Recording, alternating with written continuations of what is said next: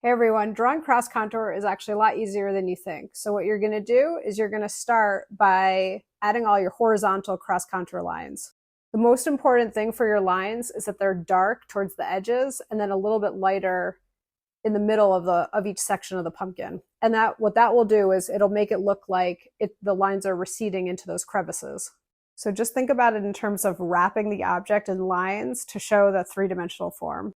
Okay, so for step 2, you're just going to go to the stem and you're going to add the lines going in the other direction. You're going to be going vertically now.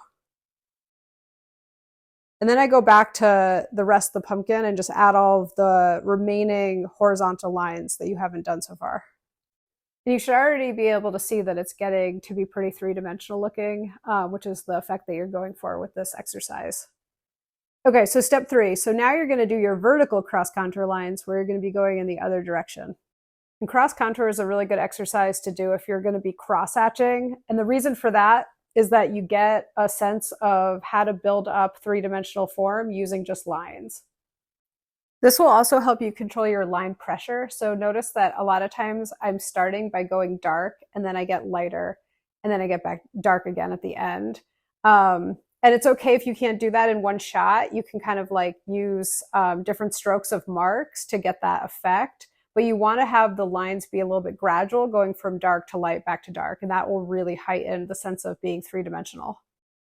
So throughout September and the rest of October, I'm going to be doing a pumpkin drawing challenge where I'm drawing pumpkins 10 different ways.